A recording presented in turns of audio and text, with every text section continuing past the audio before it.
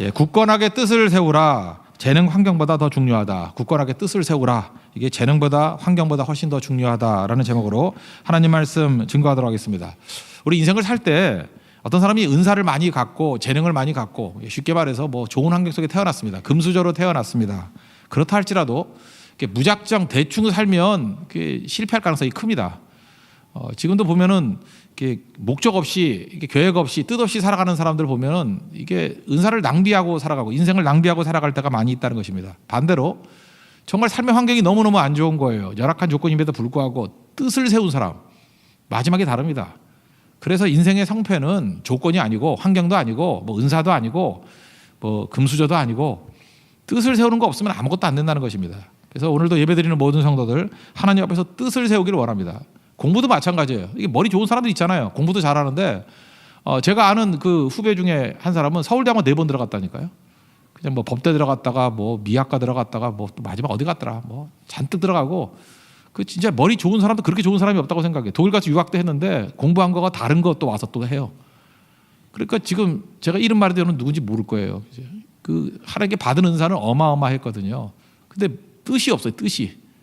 그냥 뭐든지 능력이 되니까 이거 해보고 저거 해보고 지금 저보다 나이가 같은 나이인데 원래는 저보다 한 살 어린데 이제 같은 학년이었어요.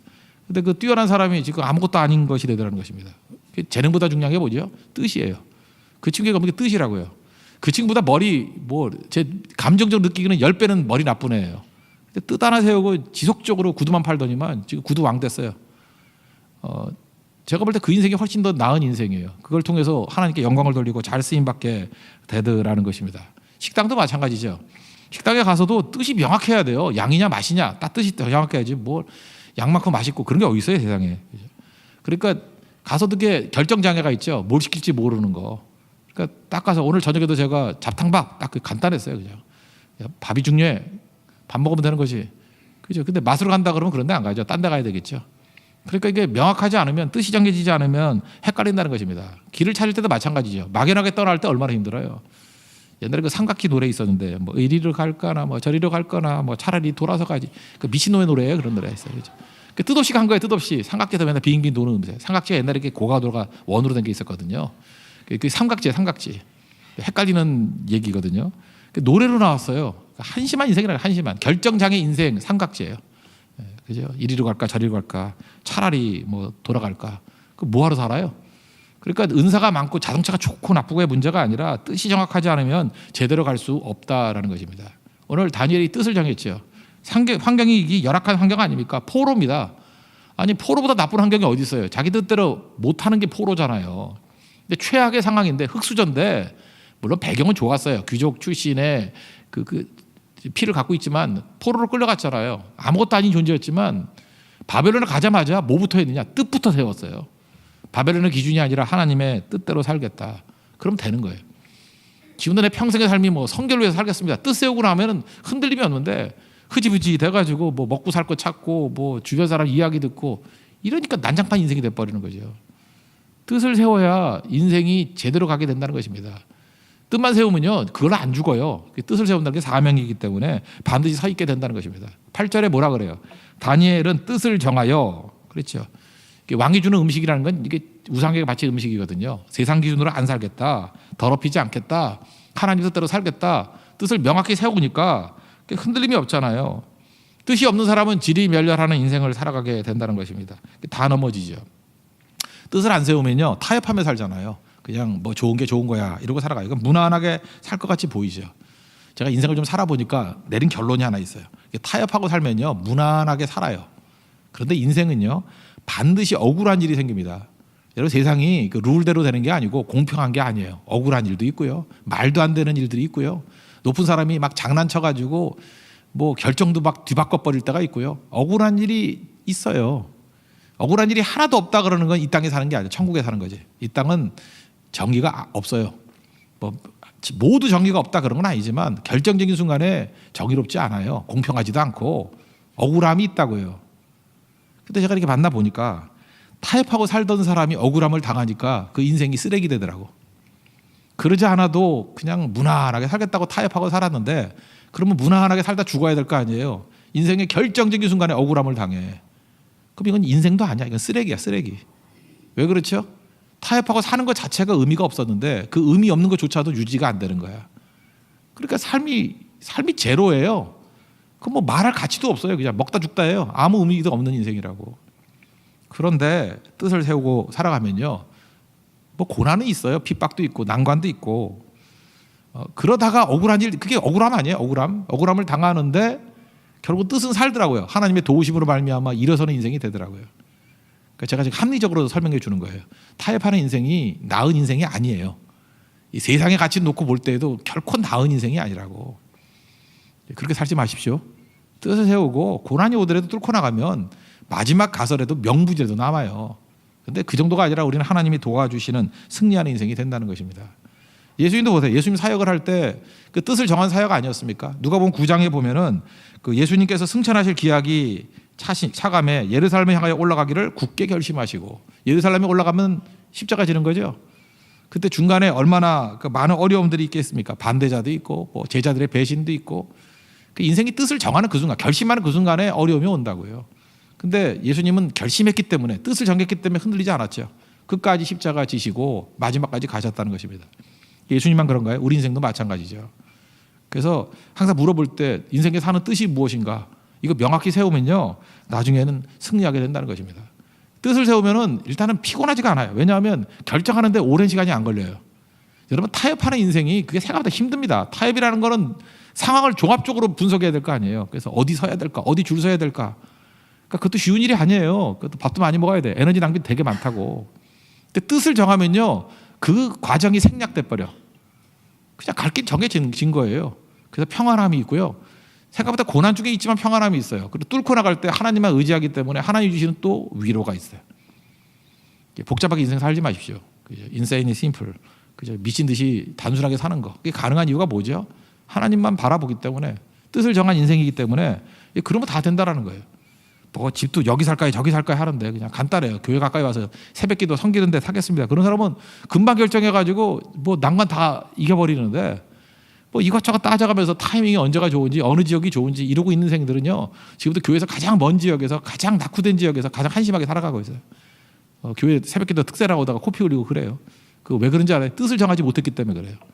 뜻을 정하면 생각보다 간단하거든요. 그래서 뜻을 정한 인생 되십시오. 바울도 그렇죠. 사도행전 20장, 21장에 보면은 뜻을 정했어요. 뜻을 정한 게 뭐죠? 내가 예루살렘에 올라가서 복음 증거하겠다. 그랬더니 믿는 사람들이 또 반대를 하네요. 그 빌립의 집에 갔더니 빌립은 또 딸만 넷을 낳았는데 넷 다 또 여자 선지자, 예언자래. 딸들이 이구동성으로 가면 안 돼요, 안 돼요. 그리고 또 여자들 말이라 그러면 또 안 믿을 수 있지만 또 아가보라는 선지자가 나타나가지고 뭐 결박 가지고 이 끈 임자 이렇게 묶이게 된다. 가지 말라. 하여튼 도움이 안 되죠. 동역자들이 도움이 안 돼, 하여튼 간에. 근데 바울이 뭐라고 얘기하느냐? 사도행전 21장 13절에서 이렇게 얘기해요. 다 한다고. 그러나 예수의 이름을 위하여 결박당할 뿐 아니라 예루살렘에서 죽을 것도 작정하였노라. 뜻을 정한 거죠. 결심했죠. 그게 내가 이게 결심한 거야. 뭐 죽고 사는 문제가 아니라, 이때는 응답받은 거 아니거든요. 네가 살아야 된다. 뭐 로마에 가서도 복음을 증거해야 된다. 이런 얘기는 유라굴라 광풍 때 들었던 얘기지 이때는 아니었거든요. 뜻을 정하고 그냥 밀고 나가는 거예요. 그랬더니 어떤 일이 벌어져요? 전도의 기회가 막 열리는 거예요.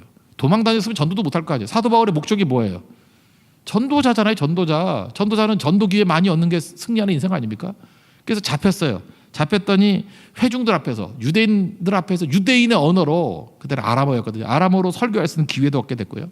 총독 만나기 쉽습니까? 벨릭스, 베스도 두 명의 총독 만나가지고 그들에게 개인적으로 전도도 했고, 헤롯 아그리파 이런 헤롯의 손자인데 그놈한테도 또 이렇게 복음을 증거할 수 있었고, 그리고 로마에 가서도 황실 수비대잖아요. 시위대 안에서 복음을 증거할 기회가 생겨서 바울 때문에 그 로마의 고위층들이 예수 믿게 되는 계기가 되었습니다. 잘 보면 자기가 피해 다녔고 뜻을 정하지 않고 어디가 살 길인가 이러고 다녔으면은 진짜 찌질이 사역자 됐을 뻔했다고. 근데 뜻을 정하고 쭉 가니까 자기는 알지 못했어요. 이 복음의 최적의 길이에요. 가장 강력한 길이고 하나님께서 이걸 통해서 뜻을 다 이루셨잖아요. 그러니까 헤매는 인생 100보다 뜻을 정한 한 사람이 훨씬 더 많은 일을 합니다. 그러니까 바울 같은 인생을 살라고요. 아까 예수님 그랬더니 너무 부담스럽죠. 바울 그러면 좀 부담이 덜하지 않습니까? 이렇게 살아가는 인생이 돼야 된다는 것입니다. 그래서 뜻을 정해야 돼. 뜻을. 하나님 돈 많이 벌게 해주세요. 맨날 우리 그랬더니 돈 많이 벌었잖아. 그 다음에 황당하죠. 뭐 할 거야 그래서 뭐 할 거예요? 그 뜻이 있어야죠. 내가 목적이 뭔지 그 수단 갖고 기도하지 마세요. 수단을 하나님이 필요하면 한꺼번에 주시기도 하고 그런 거지. 하나님 내가 전도자 되기를 원합니다. 뭐 최고의 복음 증가하기를 원합니다. 또 아니면 우리 선교지 가는 곳마다 그 지사를 세우기를 원합니다. 이런 뜻을 갖고 있더라고요. 그러니까 그건 사업이 돼도 목적이 있는 거 아니에요. 그 뜻을 놓고 기도해야지. 하나님 내가 어떻게 쓰임 받기를 원합니까? 그 뜻이 중요하다고요. 뜻. 그러면 이 다니엘이 70년 동안 하나님의 능력 가운데 일을 다 감당하잖아요. 다니엘이 언제 죽었냐면 뒤에 보면 고레스 원년에 죽었어요. 21년. 그게 605년부터 시작해서 1406년인가요? 그 70년 동안이에요. 그 시간이 빼면 69지만 뺀 거에 일 더 해야 되잖아요. 70년 동안 하나님께서 그를 통해서 70년 동안의 바벨론 포로 생활에 모든 것을 다 보게 하시고 다니엘의 뜻을 이루게 해 주셨다는 것입니다. 그래서 뜻을 정하는 거, 목적을 정하는 거 이거보다 중요한 건 없어요. 이 킹제임스 버전을 보면요, 이것도 연결이 되는 얘기인데 1장 8절에 보니까 David purposed in the heart, in his heart, 그의 마음 가운데 목적을 주었다 이렇게 번역해요. purpose라는 단어를 썼어요. 뭐 determine 이렇게 안 하고 다른 뭐 NIV 같은 데는 뭐 결정했다 이렇게 돼 있는데 여기는 목적을 가졌다 이렇게 얘기를 해요. 이게 여러분 뭐 잘 아시죠? 리고아레 목사님 목적이 이끄는 삶, 목적이 이끄는 교회. 그 다윗뿐만 아니라 이것도 이런 식으로 해석을 했어요. 그죠? 이 중요한 목적을 가지고 살아갔던 사람의 대표적인 예가 또 다니엘입니다. 우리도 마찬가지예요. 목적이 뜻이 하나님 앞에서 그 사람의 인생을 좌지우지하게 된다는 것입니다. 명확한 뜻을 세우십시오. 이거는 누가 물어봐도 언제 물어봐도 확실하게 대답할 수 있는 것이 뜻입니다. 뜻 가운데 살아가는 하나님 종되기를 바랍니다. 그러면 이제 어떤 현상들이 벌어지는가? 뭐 이런 건 뭐 그냥 살다 보면 저도 느끼는 거지만 그래도 한번 분석을 한번 해본다 그러면 하나님의 은혜의 도우심이 있어요. 뜻을 세운 사람에게 특별히 하나님의 은혜의 도우심이 있어요. 그래서 일을 하는 게 아니라 일이 되는 거예요. 하나님이 도와주시기 때문에 그렇다는 것입니다. 여기 보면 뜻을 정했습니다. 그래서 우상에 바쳐진 음식 안 먹겠다. 그걸 환관장에게 얘기를 했다고요. 환관장에게 얘기했더니 환관장이 그거를 좋게 받아들여 줘요. 이게 은혜죠. 이게 페이버죠. 이게 그레이스죠. 안 그렇습니까? 이거 안 들어주면 끝나는 거 아니에요. 근데 도와주잖아요. 10절을 보시면 환관장이 다니엘에게 이르되 내가 내 주 왕을 두려워하노라. 그가 너희 먹을 것과 너희 마실 것을 지정하셨거늘 너희의 얼굴이 초췌하여 같은 또래의 소년들만 못된 것을 그가 보게 할 것이 무엇이냐. 그렇게 되면 너희 때문에 내 머리가 왕 앞에서 위태롭게 되리라. 지금 이 얘기가 도와주겠다는 거예요? 안 도와주겠다는 거예요? 도와주겠다는 거죠. 이거 뭐 읽어보면 알잖아요. 그래, 되게 위험한 거거든. 위험한데 내가 왜 이러지? 잠깐 도와줄 마음이 생기네. 그 얘기 아니에요? 되게 힘든 일인데 이게 도와줄 마음이 생기네 이런 거죠. 환관장 그러면 우리 조선시대로 따지면 뭐냐 하면은 상선이라고, 내시 중에 상선이라고 들어봤어요. 상선. 연산군한테 대들다가 뭐 바른 말하다가 죽었던 김처선이라는 상선이 있죠. 되게 중요한 상선도 있는데 내시장이에요. 내시장. 이거 굉장한 영향력이 있어요. 실제로 그 벼슬은 종이품인데 실제로는 그 당상관이 와서도 이렇게 청탁할 정도로, 왜냐면 맨날 왕 옆에 다니니까 비서실장이니까. 그래서 굉장히 중요한 역할을 하는 사람이었다고. 근데 환관장이 그런 사람이잖아요. 왕 옆에서, 그러니까 상선이에요. 우리 식으로 하면 상선 같은 역할을 하는 사람인데 이 사람이 도와주는 거예요. 왜 도와줬을까요? 뭐 예쁘게 보여서? 그 답이 나오죠. 9절. 그 앞에 보세요. 하나님이 다니엘로 하여금 환관장에게 은혜와 긍휼을 얻게 하신지라. 이거예요. 다니엘이 예뻐서가 아니라 다니엘을 예쁘게 보도록 만드셨다라는 거예요. 그 중요한 거예요. 자매들도 마찬가지예요. 예쁜 것도 중요하죠. 그렇지만 예쁜데 안 예쁘게 보면 끝나는 거 아니야. 근데 호박인데 하나님께서 그 형제의 눈을 뒤집어서 예쁘게 보이게 만들더라.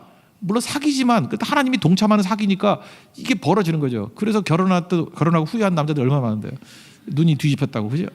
그럴 때 뭐라고 설명해요? 그죠? 하나님이 누구누구로 하여금 어떤 사람에게 은혜와 긍휼을 받게 하신지라. 여러분 하나님의 일을 할 때 보면요, 하나님의 은혜가 임하는 게 느껴져요. 이게 왜 이렇게 되나?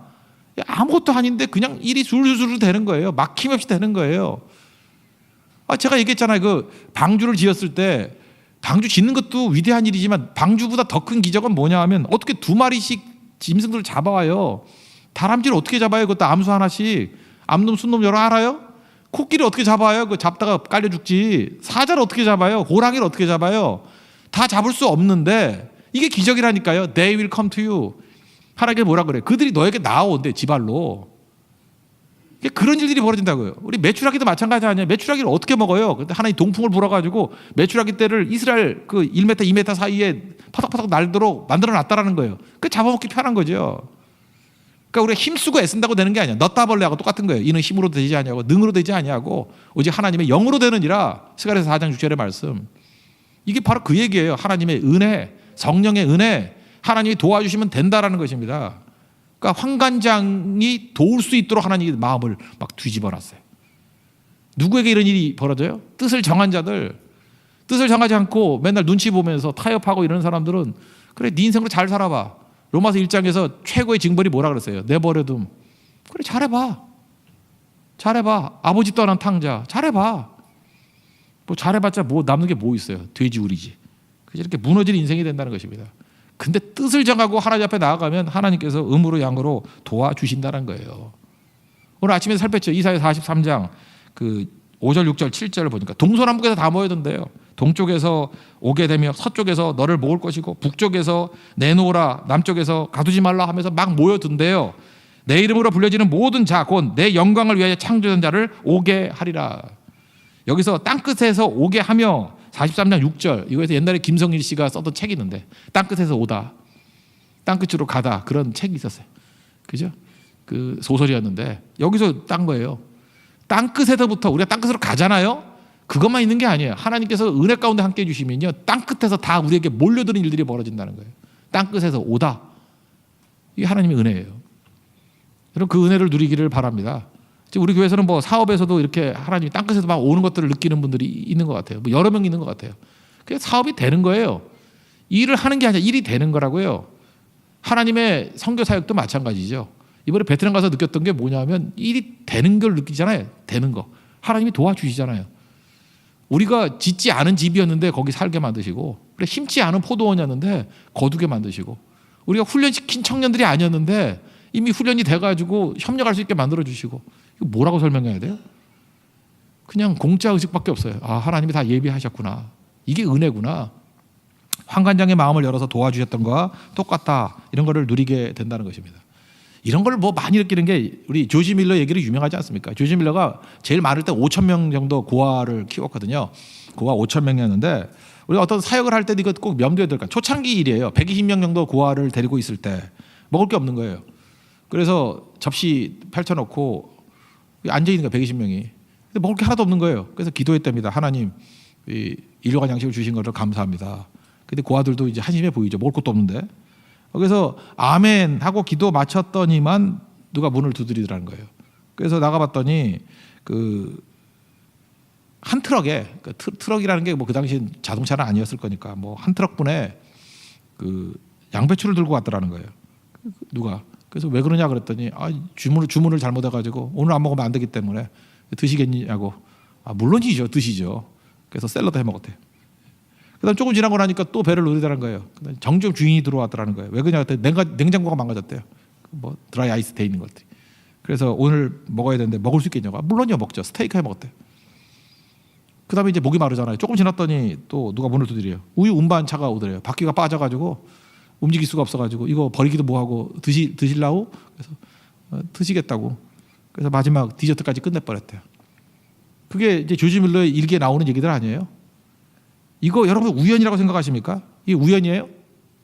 우리 인생 보면은 그래 뭐 야채 그것이 주문을 오다를 잘못하는 거, 그게 우연이 될 수 있죠. 그 다음에 그 정육점 냉장고 망가진 거, 그것도 우연이 될 수 있죠. 바퀴 망가진 거, 그래서 우유 갖다 주는 것도 우연이 될 수 있죠. 근데 우연이란 건 뭐예요? 그 어쩌다 되는 게 우연 아니에요. 근데 우연도 계속 겹치면 이게 우연이에요? 필연이지. 그 뒤에 하나님의 손이 있는 거 아니에요? 여러분 다니엘서를 쭉 읽어보면서 이렇게 음식을 뭐 채소만 먹어도 얼굴이 윤택해지더라, 우연. 그죠? 뭐 불 속에 들어갔다가도 그냥 걸어 나오더라, 우연. 사적으로 들어갔다가 나오더라, 우연. 참 괴상한 우연도 다 있죠. 우연 아니라는 거예요. 그 뒤에 하나님의 은혜의 손길이 있다라는 거예요. 나의 등 뒤에서 나를 도우시는 주님이 있다라는 거예요. 여러분 믿으십니까? 그래서 하나님과 함께 뛰는 인생이 돼야지 그게 강력한 인생이지, 삽질하는 인생 돼서는 안 된다는 거예요. 힘으로 안 됩니다. 능으로 안 됩니다. 하나님이 도와주셔야 된다는 거예요. 그래서 뜻을 정한 인생 왜 강력하냐면 하나님의 은혜를 체험하는 인생이에요. 은혜가 함께하는 인생이라고. 등 뒤에서 도와주는 인생이라고요. 그래서 강력해진다는 것입니다. 이 하나님 은혜의 손길을 바라보는 믿음의 종 되기를 바랍니다. 그리고 또 한 가지는 건강한 복이 막 임하게 돼요. 건강한 복이. 이건 뭐 넘치는 복인데 제가 건강하다 그러는 거는 균형이 있다 이렇게 표현할 수도 있고요. 균형 또는 균형 말고 뭐라 해야 되나요? 윤택하다? 뭐 탁월하다. 하여튼 간에 부작용이 없는 거예요. 부작용이. 세상이 주는 복은 부작용이 있는데 하나님이 주시는 복은 건강한 복이에요. 이 균형이 있고 부작용이 없어요. 부작용이. 다이어트 하는 사람도 마찬가지죠. 제일 어리석은 사람들이 원푸드 다이어트 하는 사람이에요. 뭐 맨날 뭐 한 가지만 먹는 거야. 어떤 분은 원푸드 다이어트 했어요. 그래서 살은 쫙 빠졌는데 위궤양으로 쓰러졌어요. 그걸 건강이라고 말할 수 있어요? 이건희 회장도 그렇다 그러대요. 옛날 황제 다이어트라고 해서 고기만 드셨대. 고기만 드셔가지고 그 부자가 지금 사경을 헤매고 있잖아요. 그죠? 지금도 고기 계속 드시면 그렇게 돼요. 그렇게 된다고. 원푸드 그래서 그 사람 또 뭐 토마토인가 뭐 덴마트 다이어트 뭐 한 가지 음식 먹고 옛말이 다 맞는 거예요. 골고루 드세요. 골고루 적당히 드시라고 그래. 운동하라고. 근데 그러니까 옛날 말이 다 맞는 거예요. 그러니까 골고루 먹고 열심히 뛰는 거 그게 건강한 복이에요. 근데 탐욕이 들어가면은 대가는 치르지 않고 좋은 결과만 얻겠다고 하는 그 순간에 목표는 없겠지.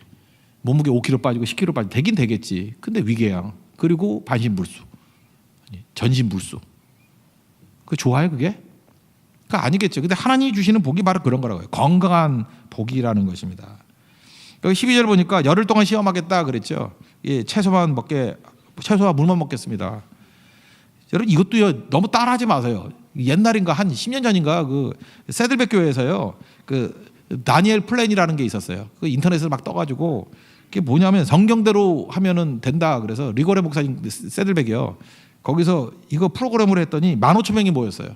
그 결과 지금 인터넷 찾아보면 나와요. 15,000명이 모였는데 결과가 206만 파운드를 뺐대요. 살을. 그러니까 1인당 뭐 얼마씩 뺀가 한 2파운드 정도 뺐는 것 같아요. 그죠? 이런지 빼봐요. 물맛 빠져 그거. 근데 이거는 상업적인 이 캠페인이지 이게 맞는 얘기예요. 그 얘기는 아니죠. 그 음식 있잖아요. 이렇게 그냥 골고루 드세요. 골고루. 이렇게 골라 먹는 사람들 있죠. 제가 잘 보면은 암 환자들이 암으로 안 죽어요. 암 환자들이 굶어 죽어요. 그거 잊지 말라고요. 암 환자 그러면은 일단 입맛이 없거든요. 입맛이 없기 때문에 그냥 탁 치는 대로 뭐 나쁜 거고 좋은 거고 탄 거든 뭐 기름기든 하여튼 입맛이 있으면 먹어야 이기는 거예요. 먹어야. 그래서 뚱뚱한 사람이 암으로 잘 안 죽어요. 왜냐하면 그 살 빠져가지고 버티는 거거든요. 지금도 이렇게 뚱뚱한 분들 보면 쉽게 안 죽겠군 이렇게 생각하면 돼요. 그죠? 이게 삐쩍 마르고 예민한 사람들 있잖아요. 뭐 이거 먹어야 되니 안 되느니 뭐 따지고 버섯 골라 먹고 뭐 그죠? 기름 잘라 먹고 이런 사람들은 곧 가요. 그죠? 잊지 말라고. 여기서도 마찬가지. 이걸 잘못 이해해가지고 이 식단들을 먹겠다라는 거예요. 그죠? 채식과 물만 먹고 산다. 그럼 죽어요. 이건 그 뜻이 아니죠. 이건 무슨 뜻이에요? 이건 믿음에 대한 표현이라고. 고기 안 먹는다 할지라도 채식과 물을 먹는다 할지라도 하나님이 도와주시면 능히 이길 수 있습니다라는 믿음의 고백이죠. 이거 몇 년 동안 했어요? 3년 동안 했다고. 열흘 동안 시험하고 계속 했잖아요. 3년 동안 해도 하나님이 채워주시더라. 이거죠. 이걸 이대로 따라해가지고 된다 그건 아니겠죠. 우리가 열악한 상황 속에서 어떤 때는 3년 정도 버텨야 될 때가 있습니다. 그죠? 그 기간 하나님께서 특별한 은혜로 우리를 공급해 주신다는 거예요. 그래서 하나님의 능력을 구해야 된다는 것입니다. 잠언 10장 22절 보니까 여호와께서 주시는 복은 사람을 부하게 하고 부유하게 해요. 그리고 근심을 겸하여 주지 아니하시느니라. 세상의 복은요 주긴 줘요. 근데 근심도 겸하여 주두라는 것입니다. 록펠러 있죠. 록펠러가 50대에 병 걸렸잖아요. 빼짝 말라가지고. 록펠러 사진 보면은 이렇게 마른 사진이 많아요. 50대 병 나가지고요 빼짝 말라져 꼬챙이같이 돼버렸다고요. 창가에 누워가지고 맨하탄에서 밑에 있는 노동자 보니까 어떤 노동자가 샌드위치를 맛있게 먹더라는 거예요. 그때 록펠러가 했던 유명한 얘기가 있어요. 그죠? 내 재산을 반을 줄 텐데 반을 줘도 좋은데 저 사람이 식욕을 달라고. 여러분 식욕이 참 좋죠. 근데 먹을 돈이 없죠. 그게 감사한 거예요. 그죠? 부자들 가운데요 돈은 엄청 많은데 식욕이 없어요. 뭘 줘도 맛이 없는 거라고. 그 식욕이 복이에요. 하나님이 식욕과 아울러 고기를 주시는 거지. 세상 사람 같이 고기만 주고 먹지도 못하는 거 구경해서 뭐 할 거예요? 그거 아무것도 아니지. 저도 네팔 가가지고 이게 식중독에 걸려가지고 못 먹으니까 뭐 남들 뭐 삼겹살 먹으러 간다 그래도 그림의 떡이야. 얼마나 얄미운지 한번 드실래 이런 얘기도 안 하고. 예, 목사님이 저렇게 못 먹고 있으니까 우리는 채식으로 다니엘과 같이 식단을 짜겠습니다. 이런 사람 아무도 없고 뭐 좋았다느니 오늘 뭐 6인분 먹었다느니 뭐 목사님 없어가지고 마음대로 오더를 했다느니 뭐 이런 소리가 들려오는데 속이 타죠. 이게 동역자 만나 이 배신자들 벼상에 다 드는데 그때 느꼈던 게 그거예요. 나가서 욕을 할래도 힘이 있어야 나 욕을 하죠. 힘이 있어야 그죠. 중요한 게 그거예요. 식욕을 주시고 건강을 주시고 움직일 수 있는 힘을 주시고 말할 수 있는 힘을 달라고. 하나님 주시는 복이 건강한 복이에요. 여러분 건강한 복이 여러분 삶 가운데 임하기를 바랍니다. 한 가지 더 있는데 17절 18절을 보니까 학문 주시고 깨달음 주시고 지혜 주셨다. 이건 정신적인 복이죠. 정신적인 복을 다 주셨는데 세상 사람들은 정신적인 복에서 끝나버리지만 18절을 보니까 그것까지만 아니고 18절이 아니라 몇 절이죠 그게? 18절 뒷부분에 모든 환상과 꿈을 깨달아 알게 하더라. 이건 뭐 영적인 눈을 열어주신 거예요. 여러분 그 정신적인 힘도 중요하지만 영적인 힘이 더 중요한 거 아시죠? 그 영적인 세계를 볼 수 있는 힘을 주셨다고. 되게 이렇게 정신노동하는 사람들이 정신으로만 살아요. 그건 뭐 육적으로 사는 사람보다 좀 나은 것 같이 보이지만 한계가 있는 거죠. 영적인 눈이 열려버려야 되는 거죠. 그죠? 그래서 학문은 지식이고 깨달음은 명철이고 지혜 이거는 뭐 하나님께서 주시는 위스덤 지혜 이런 거거든요. 이게 정신적인 모든 축복을 다 받고 그 다음에 영적 통찰력까지도 주시더라. 그러니까 하나님 주신 건 건강한 거죠. 건강 균형이 있어요. 그래서 부족함이 없이 다 채워 주시더라는 것입니다. 그리고 대부분은 이 정신적인 것을 갖고 사는 사람은요 정신적으로 고갈되거든요. 그래서 업앤다운이 있는데 영적인 것은 지속성이 가능해요. 그래서 21절을 보니까 다니엘은 고레스 왕, 이스라엘 백성들 집으로 가 돌려보낸 왕이죠. 이게 끌려갔을 때가 605년이에요. 그리고 고레스 왕 왕년이 이때가 언제냐면 사이러스 원년이 536년이에요. 그러니까 605 빼기 536 그러면 69죠. 뺐을 땐 그 날도 쳐야 되잖아요. 70년. 그러니까 바벨론 포로 70년이라고 하는 건 딱 다니엘 일대기가 딱 맞아 떨어지는 거예요. 그죠? 그러니까 하나님께서 70년 모든 것을 다 보게 만드시고 70년 동안 바벨론 포로 가운데 하나님께 뜻을 정한 백성들 중에 죽지 않고 살아서 오히려 거기 지배당하는 것이 아니라 그 땅을 지배하던 사람이 있었다라는 모델을 보여준 게 다니엘이라고요. 환경하고 관계없습니다. 하나님께서 항상 그의 백성들을 세워주십니다. 역대하 16장 9절 찬송으로도 많이 부르죠.